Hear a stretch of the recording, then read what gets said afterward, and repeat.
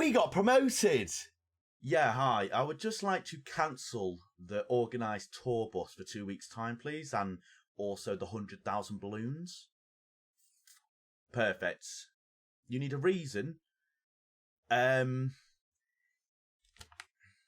need a reason. He doesn't need to know. He doesn't need to know. No one needs to know. It's fine. It's fine. It's fine.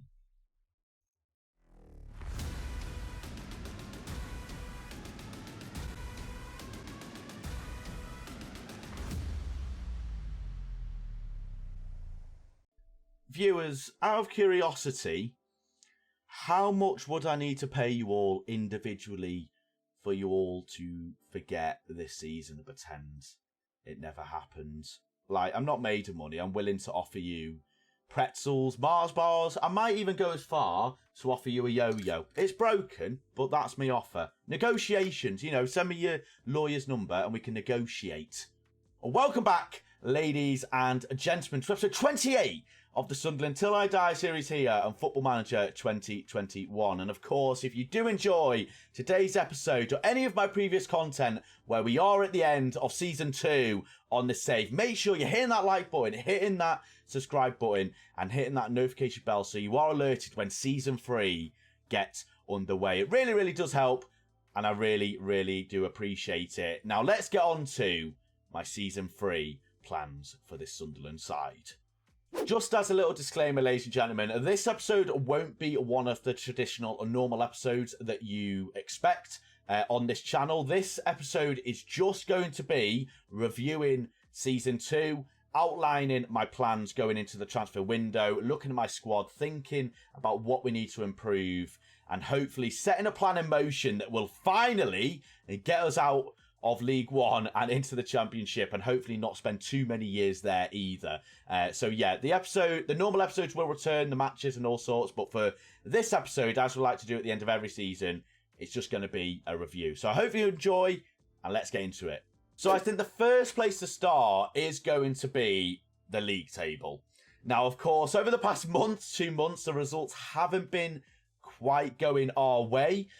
So I think starting at the league table is a good way to gauge how the season as a whole has been. And in my honest opinion, and this is going to sound absolutely ridiculous, I genuinely think this season it's been a good season for us. I feel like we improved from last year. I think there was definitely an element of us being quite unlucky, if I'm honest. Obviously, looking at the draws, we've had 20 draws this year. We've only had 5 losses, which is the lowest in the entire league, but 20 draws is the most draws in the entire league. So it's pretty evident where the problems lie from last season. The 20 draws, 5 losses, that was the biggest issue. And I think, as I said, this season has been a success. Despite not getting promoted, I think we have took a step forward, but I don't think we've took enough of a step forward to obviously get promoted and challenge for the league, which ultimately is going to be my plan for next year. I'm going to be spending a lot of time in the transfer window looking for the right players, and next year I'm going to come out with a vengeance. I'm going to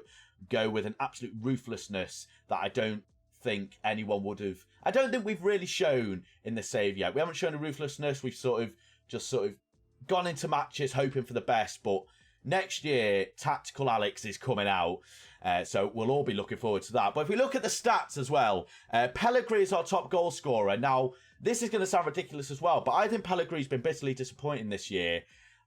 The first few games, he was unbelievable. We all saw it. He was absolutely fantastic. I think he got 10 goals in 6 games, which is unheard of. Unbelievable start to the year. I think he had 2 hat-tricks within the first 4 or 5 weeks of the season. And then since then, his consistency has just been up and down.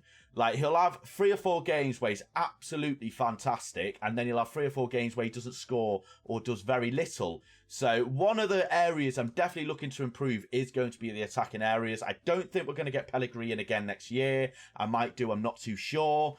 We might already have him for next year, actually. I'm not actually 100% sure on that. But the attacking positions we are going to be looking at. Defensively, we are obviously absolutely fantastic. With only 5 losses, we were able to not concede, I feel like. I'd be interested to see how many goals we actually conceded in the league here. So 37 goals, which is the second lowest in the entire league, which is absolutely fantastic. The biggest problem was that we just didn't score enough goals. Like, if you look at the likes of Wickham, they only scored 65 and 26, but I guarantee most of their scores were 1-0s. And we just weren't able to outscore teams. Like, it's weird because you could lay the blame on the defence and the attack, but I think that Sam Hughes and my other centre-back that I forgot his name of, they both did really, really good, it must be said. I feel like they did really, really well, and I think the goal scoring was our biggest problem. So, and being clinical as well. Like, we had a lot of chances and a lot of games that we just weren't able to finish. Now, in terms of the assists, we weren't on the assists, we weren't the player of the matches, so yeah, I think the attacking area is the prime area we need to focus on. If we have a look at last year as well, be interested to see if we improved from last year. I can't remember where we finished. So we finished 6th last year on 80 points. We had 83 points. So we finished 4th and with 3 points extra. So technically it is an improvement, even if it is a small one. And if we have a look at our first team for just a moment, my point is really reiterated looking at the average ratings of where we need to improve. If you look at the average ratings alone, you can see that the main problem for us is our attacking talent. Pellegrini is the only player from the attacking position that's got a positive average rating, and that's simply because he scored 28 goals. But if we have a look at the players around him, Ben Woodburn, been very, very disappointing. Alex Pritchard in that cam position, once again, very, very disappointing. Embleton, 6.98 average rating. Mendes-Land, 6.97. Gooch, 6.82. And then if we go further down into our midfield is pretty good. Obviously, our midfield defensive players have had plenty of plaudits this year, plenty of praise, especially defensively, despite the fact that Vokins is an absolute nightmare and I'm never going to have him in the squad ever again. He has got a good average rating, the same with the partnership of Sam Hughes and Jimmy Dunn. Them two are going to be staying next year. Luke O'Nine, he's the lowest rating in terms of our defenders, so we're probably going to be looking for a right back, so we're going to get rid of him if I can. There we go. So right back is gone. So we are going to be looking for a right back. In terms of our midfield, I think our midfield is pretty good. If I'm honest, I think that we probably need one more player in terms of strength and depth to sort of cover all bases. You know, can play numerous positions, adds a little bit of versatility and depth to our squad. Then in terms of the attackers, honestly, I think we need a complete overhaul. I think we need a complete overhaul of our attacking talent. I think we need to bring in some qualified, I'm acting like the lifeguard qualified, they're footballers. I feel like we need some experience. We need some tried and tested players that are going to be able to do the business, because be interested to see what you all think. The attacking side of things, we were bitterly disappointing. So I fully expect us to have a completely different attacking players coming into next year and attacking first team. So it'll be interesting to see who we can pick up. I haven't had a look at the transfer market, so I'm not too sure who we can. Then if we have a look at our strength and depth, there are a few players here that I'm potentially going to be looking to sell on. Obviously, the biggest thing will be biggest interesting thing to see if Fraser McKenna sticks with us next year. Obviously, he's been having a lot of interest from a lot of clubs over the last year. So if we're able to keep on to him, it'd be fantastic. You have a few players that are starting to age a little bit, the likes of Josh Scowen. Chris Maguire, obviously, he's leaving at the end of the year. Will Griggs, Tom Flanagan, Mendes-Lang might look to sell on. He isn't wanted and he is currently injured for 3 to 4 weeks. He is 30 years old, but he's had a pretty okay year. Like, he's done good for us. 11 goals and 26, 5 assists, 4 player of the matches. So for 17k, he's done really, really well for us. And then if you look at our strength and depth, you know, we're having to rely on Ross Stewart, Gooch, Pritchard. Like, we just need some players that can fit in and do a really, really good job. And the only player I'd say has done that is Mendes-Lang. That is the only player I'd say we brought in and has done really, really well for us and has come in and been able to ruffle a few feathers. And that, once again, is what I'm looking for going into next year. Is I want players that can be able to ruffle ruffle feathers and get get players performing better.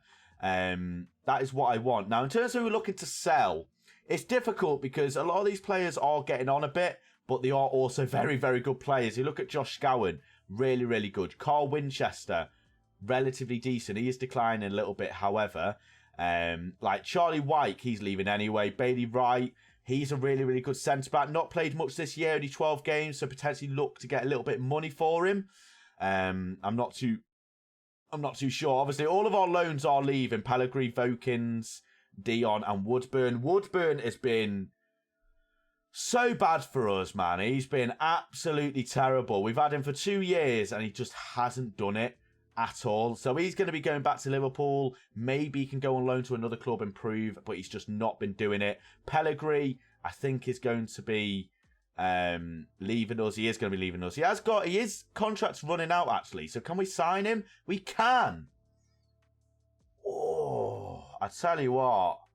How much could we offer him? Okay. Right, well, Pellegrini, you are out of your mind. Obviously, Vokins, he's leaving. Our left back, don't want to see him ever again. Dean Sanson's leaving. And obviously, Woodburn's leaving. So, yeah, they're my plans. I think that we definitely have more of an overhaul to do this year than we did last year. It's going to be a lot more difficult to get the sort of players that we want in. I haven't actually got my finances yet. Hopefully, we can get 3 or 4 million would be perfect. That'll allow me to properly scout around the countries that maybe obscure players could produce from, look for some regens potentially. So hopefully we get a little bit of investment. I'm able to get a bit of money and hopefully we'll be able to sell a few players as well, because if we can do that, it'll obviously add to the transfer funds. Now, in terms of the board are at a B-. Obviously, we failed to win Sky Bet League 1. We did reach the playoffs. Unfortunately, we weren't able to get ourselves into, obviously, the championship. But thankfully, the board are pretty happy with me. However, I feel like the goal for next year for them will be to win the league. And if we don't win the league next year or we get promoted, I could be out of a job. So it's going to be, there's a lot of pressure on me going into next year. It's going to be difficult, but I feel like with the right signings, we can definitely do that. Now, as well, the other thing is I am looking to overhaul my staff as well. A lot of staff, there's a lot of people here that I feel like we could get better and improve our training, our recruitment, our medical team. A little bit of an overhaul. So there's a lot of things that's going to have to be done in this squad and this team and the club in general. I'm looking to really overhaul the club going into next year. So we're all going to have a fantastic time together. Hopefully it goes relatively well. Okay, viewers, we are at the end of season review. So we are going to go through this and then we will go through a few leagues very, very briefly and then we'll bring the episode to a close. So the first bit is the new arrivals. And as I said at the start of this season, Sam Hughes and Jimmy Dunn have been absolutely fan-bloody-tastic. Absolutely really, really good partnership. They played 45 games together alongside each other. So you love to see it. Really, really good partnership. As I said, they're going to be staying next year. They are going to be the key for us next year. Relatively young as well. It's going to be interesting to see how they progress their relationship in terms of on the pitch. Could they take it to the championship? We'd have to wait and see. Obviously, Mendes Lang with 6.97 and Alex Pritchard with a 6.86. 29 years old and 30 years old. 5 assists, 12 assists, 11 goals, 8 goals respectively. So I feel like we were pretty good in terms of the signings this year. Obviously, Mendes Lang was good. Pritchard was a little bit disappointing. But Sam Hughes and Jimmy Dunn definitely the highlight of our transfer business. The season results. So as you expect, Pietro Pellegrini is our top goal scorer. Average home attendance 24,000. And you can sort of really see where it derailed, can't you? You know, the draws in the middle of the year absolutely killed us. All the 1-1s, 2-2s. And then we started to go on a bit of a poor run of form towards the end of the year, which really, really did hurt us. And then the board are disappointed with a C- now. Fan-bloody-tastic. If we have a look at the FA Cup, obviously knocked out by Luton Town, Huddersfield Town, Carabao Cup, and Papa John's Trophy by Blackpool. So hopefully we can progress through them a little bit more going next season. Moments to remember. So we have the biggest win, a 6-2 win against Wigan. I don't think that was on video, but a 6-2 win. Pellegrini getting a hat-trick. Pellegrini 2 goals. Pellegrini with a hat-trick. Pritchard with 2 goals. And Jordan Jones with a goal as well. Match to remember, 4-0 against Doncaster. And a goal of the season was a Mr. Scowen, which I will put on the screen now so that we can sort of remember a little bit. But yeah, really, really good. I think, I can't really remember, but I'm assuming it's an absolutely fantastic goal from the boy. Financially, we are obviously in the red a little bit, but I think that'll be absolutely fine once we get all of our season tickets. I expect the board to pump a little bit of money into us as well. Unfortunately, our sponsorship and broadcast revenue has gone down from last season, so potentially a little bit of a problem. Shirt sales, Pritchard is apparently the player with the most shirt sales, not Pellegrini, which is very, very strange. I thought Pellegrini would have been up there, but apparently not. Captain Max Power, Will Griggs, I mean, that's not surprising. Mendes, Lang and Embleton all having shirt sales as well. How are you lined up? So, obviously, we start... Jordan Jones. Oh, he's at Rangers. Yeah, he left us, didn't he? 4-2-3-1 was primarily the tactic that we used. And that's probably what we're going to be sticking with going into next year. We're probably going to stick with the traditional 4-2-3-1. Maybe try and change it to a 4-4-2 every now and then. Maybe get a second tactic on the go when we are struggling, a more defensive and a more attacking tactic to see games out, etc., etc. And then an attacking tactic to... when we're potentially losing, which hopefully we won't happen next year. Very interesting lineup, very much what you'd expect. George Dobson, Max Power, Embleton, Jordan Jones is on the left, Mendes, Lang and Pellegrini. So, I mean, I don't know how many games Jordan Jones played for us last year. He played 18, 5 goals, 3 assists. Obviously, we put a lot of hopes on him going into this year. Unfortunately, he did leave us halfway through. Now on to the accolades. We personally did win a few awards. We won Manager of the Month twice in March and September. And as you'd expect, Fans Player of the Season was Jimmy Dunn. Top Player, Young Player of the Season, Jimmy Dunn. And Signing of the Season, Jimmy Dunn. So absolutely tremendous work there from the 24-year-old. Then Pellegrini getting top goal scorer, goal of the season. Josh Scowen and Alex Pritchard with 12 assists. So pretty good stats there on the assist and goal front. But we just need a few other players to pitch in with assists. That's what we need. Record breakers, Pellegrini, 28 goals is a new record. Clean sheets from Bird, 25 clean sheets. Holy smokes. That is 20 clean sheets he got in the league. That is ridiculous. Sam Hughes, most man of the matches. And Alex Pritchard, 16 seconds with a goal. And that does bring us to the end of the review. So what we're going to do now, we're going to go and have a look at a few of the leagues. Now, if we have a look at some of the leagues around Europe, I'm not going to go in depth of them. We're going to do that in the next episode, just because obviously the Champions League and the Europa League still has to play or be played. So we're not going to go through it now. We'll do it when all the competitions are finished. But if we have a look at the Premier League very, very quickly, as you can see, Manchester City and Liverpool are fighting for the title. It looks like City are probably going to win it. Quick look at Spain. Real Madrid have won it. Barcelona in third. Atletico Madrid in second. Quick look at Germany. Bayern have won it, as you'd expect. Syria. Inter won it. Wow. What about France? PSG have won it. So we'll go a little bit more in depth with that.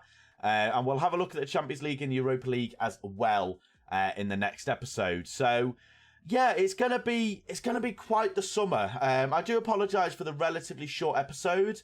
I just like to do these at the end of every year so we can sort of gather together and sort of get a general consensus of where we are as a club. Obviously, if I don't get promoted next year, I don't know what I'm going to do.